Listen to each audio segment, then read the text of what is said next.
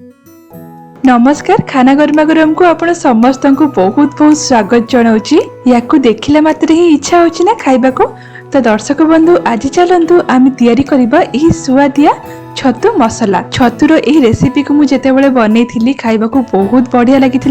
या आपण माने चाहिए भात रोटी परोटा सबुथिरे खाई परिबे। आ हाँ छतुर एही रेसिपीटा जदि आपण माने को भल लागिबो ताहले वीडियो को लाइक करिवे आ चैनल को सब्सक्राइब करबा को भूलिबेनी। ताहले एबे आसंतु आमे आ डेरी न करिकी जल्दी से रोषेई स्टार्ट करिबा। देखंतु छतु मसला करिबा पई मु एठारे छतु नेकी किछि ताको भल भाबरे धोई देला परे एही परि भाबरे काटि देली। आ एबे आमे गोटे मसला बटा तयारी करिबा जोथिरे कि मु गोटे टमाटो नेछि ता सहित किछि रसुण आ किछि अदा नै जाउछि। गोटे लवंग दे दोछि एही परि साइज रो गोटे छोट खंड दालचीनी आ गोटे गुजराती देकी वर्तमान याको आमे पूरा प्लेन करिकी बाटी दबा।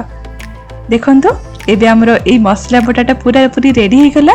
वर्तमान गैस ऑन कर दी कड़ी रे दे दबा किछि सरिसो तेल रे ही बनेबे इटा अधिक फ्लेवरफुल रहइबो। तो तेल एबे गरम ही आसिलानी खंडे दालचीनी पकेइली आ ता सहित टिकी पान महुरी पकेइ देली। या सहित आमे दे दबा किछि जीरा आ जीरा भी जेते बेले फुटी आसीबो सेते बेले जाई कि आमे पकेइबा एथिरे गोटे कटा होइतिबा प्याज। बहुत सहज रे एटा मु आपण मानकु तयारी करके देखिबी। बेसी किछि कष्ट करबा को पड़िबनी आ टेस्ट तो आपण माने याको ट्राई करिला परे ही जानि परिबे। मते एटा बहुत ही बढ़िया लागितिला। तो पियाज टिके भाजी आसिला परे मु कोन कली ना टिके रसुण दे देली। पियाज भाजी होला बेले ही सेथिरे 8 रु 9 कळ रसुण दे देबे। देखिबे तरकारीटा हेई सारिला परे एते टेस्टी लागिबो आपण माने ट्राई करिला परे ही जानिबे। तो पियाज भाजी गला परे मु एथिरे पकेइली आमे जो मसला बटाटा बनैतिले ताको।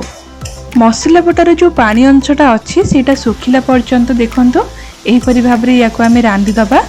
आउ तापर जाय कि जहा सब मसला गुंड एथिरे दबा कथा से सब को गटे परे गटे पकेइबा। तो मु एथिरे दे दोछि हळदी गुंड ता सहित हाफ चम्मच जीरा धनिया रो गुंड ता सहित लंका गुंड पकेइबा आउ स्वाद अनुसार लूण देई एटा को भलो भाबरे मिसे दबा। मसलाटा न जलिकी जिमिति भल भाबरे कसी पारिबो सेथि पई मु एथिरे टिके पानी दे दोछि। मसला बटार पानीटा ही थिला ताको मु एथिरे देकी गैस को लो फ्लेम रे ही रखी देई मसला रु तेलटा अलग हैला पर्यंत रांधिबा। छतुरी मु आपण माननकु पूर्वरु भी बहुत सारा रेसिपी सब तयारी करके देखि थिली जोटा कि आपण माने सर्च करके देखि परिबे। किछि समय गला परे एबे देखंतु हमर मसला रु तेलटा पूरा अलग ही आसिलानी आउ बढ़िया भाबरे कसी भी हो जाइछि। ताहाले छतु को एथिरे दे दबा। आपण माने जेमिति कि देखि पारुथबे छतु को मु एठारे भाजिनी ताको सेमिति ही दे देछि। छतु को न भाजी कि थरे एही परि भाबरे मु जेमिति बनाउछि सेही परि भाबरे बनांतु देखिबे अधिक टेस्टी लागिबो। तो एबे आमे मसला सहित छतु को मिसै सारिला परे गैस को लो फ्लेम रे ही रखिकी टिके समय माने 5 रु 10 मिनिट पर्यंत एटा को कवर करके रखी देइथिली। एबे देखंतु केते पानी बाहरी आसिलानी छतुर पानीटा जो अछि सेटा बाहरी गला पर जाय कि आमे एथिरे ग्रेवी पई पानी ऐड करबा। तो एबे हमर पानी तो बाहरी जाइछि। वर्तमान मु कोन करबी ना एथिरे दे देबी आलूटा पूरा पूरी ऑप्शनल जदि आपण माने चाहू चंती दे परिबे न देले भी चलिबो। तो मु एठारे गोटे सिझा होइतिबा आलू को काटिकी देला परे आउ गोटे मिनिट पर्यंत याको रांधी देली। तापर जायकी पकेइली ग्रेवी पई पानी। छतुरु जेतिकी पानी बाहरिबा कथा सेटा बाहरिला पर जायकी एथिरे ग्रेवी पई पानी पकेइबे। तो मु बेसी पानी दउनी जेहेतु मु छतु मसला बनेबी सेथि पई अल्प माने हाफ कप पानी ही पकेइली आउ ता सहित किछि गोटा कंचा लंका पकेइली। याको देले गोटे बढ़िया बास्ना आसीताय कंचा लंकार। गोटा कंचा लंका पकेइछि जोटा कि राग भी होबनी आउ कंचा लंकार बढ़िया बास्ना भी आसीबो। तो देखंतु 10 मिनिट पर्यंत याकु लो फ्लेम रे रांधी देला परे वर्तमान एटा हमर प्राय हेई आसिलानी। तो शेष रे आमे पकेइबा एथिरे गरम मसलार गुंड 1/3 चम्मच गरम मसलार गुंड पकेइली।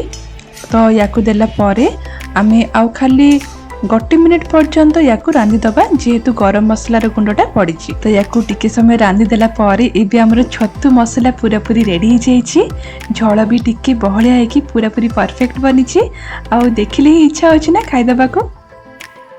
तो बर्तमान आमर छतु मसला बने की पूरा पूरी रेडी हो गला। दर्शक बंधु घरे थरे आपण माने या ट्राई करंतु। रुटी भात सबुथिरे या खाई परिबे, बहुत टेस्टी लगी थाए। तो घरे थरे या बनातु। आउ खाई सारिला परे केमिति लागिला मते सीटा आपण माने कमेंट सेक्शन में निश्चय जणेबे। छतुर एही रेसिपी को आपण माने लंच रे नहले डिनर रे जेते बेले भी इच्छा हबो तयारी करिकि खाई परिबे। आउ जदि आपण मानकु आजिर एही छतुर रेसिपीटा पसंद आसिला ना ताहले वीडियो को निहाती लाइक करंतु, शेयर करंतु। आउ खाना गरमागरम को सब्सक्राइब करबा को भूलंतुनी। मोर नेक्स्ट वीडियो रे मु एमिति ही आपण मानकु आ गोटे बहुत ही टेस्टी रेसिपी तयारी करिकि देखैबी। तो से पर्यंत रहुची। नमस्कार, जय जगन्नाथ।